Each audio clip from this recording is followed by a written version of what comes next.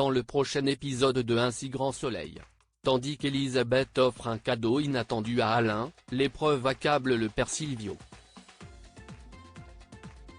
Attention, les paragraphes qui suivent contiennent des spoilers sur l'épisode d'Un si grand soleil diffusé demain soir sur France 2. Si vous ne voulez rien savoir, ne lisez pas ce qui suit. Mercredi 22 novembre 2023 dans Un si grand soleil. Elisabeth offre un cadeau inattendu à Alain. C'est l'anniversaire d'Alain aujourd'hui. Malheureusement, Elisabeth a oublié de le lui souhaiter avant de partir travailler. Pendant ce temps, la plupart des employés de Elle Cosmétiques ont décidé de se mettre en grève pour soutenir Karine et ainsi lui éviter un licenciement. Henrik remet donc à Berthier un préavis de grève pour la semaine suivante.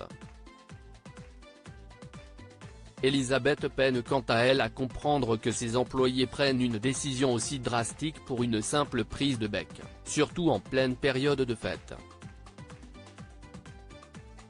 Et autant dire que la femme d'affaires n'a pas l'intention de céder au chantage de ses salariés. Dans la foulée, Elisabeth reçoit un appel de sa femme de ménage qui lui rappelle que c'est l'anniversaire de son conjoint. Sans attendre, elle appelle Janet puis l'invite avec son mari à venir dîner à la maison pour l'anniversaire d'Alain. En parallèle, Boris a bien l'intention d'aider Elisabeth à développer Elle Cosmétiques à l'international. C'est pourquoi il lui propose d'élargir leur zone d'exportation. Comme elle ne peut pas recruter pour le moment, le jeune homme lui suggère de s'adresser à l'agence ad hoc. Elisabeth le charge alors de contacter l'agence et de s'occuper du dossier. Le soir venu, Alain rentre chez lui et découvre avec joie le petit dîner improvisé que sa compagne a organisé pour son anniversaire. Par la suite, l'ambiance est à la bonne humeur. Après le dîner, Elisabeth offre un cadeau à l'homme qui partage sa vie. Il s'agit d'un test ADN afin qu'il puisse connaître ses véritables origines. Bien que surpris, le médecin la remercie. L'épreuve accable le père Silvio au commissariat, le capitaine Léonie informe le commissaire Becker que du basalte a été relevé sous les semelles du père Silvio. La police effectue donc des recherches dans une carrière abandonnée. Peu après, Manu découvre le corps d'Aubert. Même s'il faudra attendre les résultats de l'autopsie pour connaître l'origine de la mort du trafiquant de Bouddha Blue, les premières analyses de la police scientifique confirment que le corps de la victime est là depuis 2 semaines. Une estimation qui correspond à la date de la disparition d'Aubert.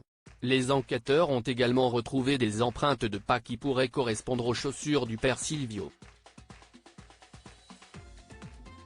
Des éléments de plus en plus accablants selon le juge Alphand qui espère que l'autopsie leur permettra d'en apprendre encore davantage.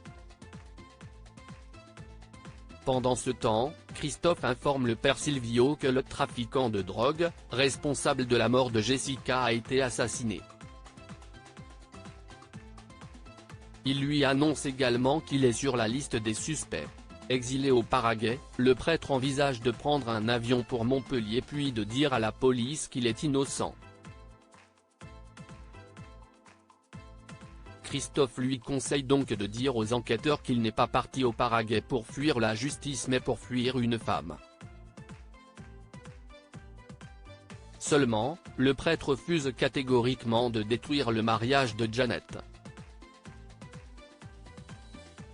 C'est pourquoi, il demande à son ami ce qu'il ferait à sa place.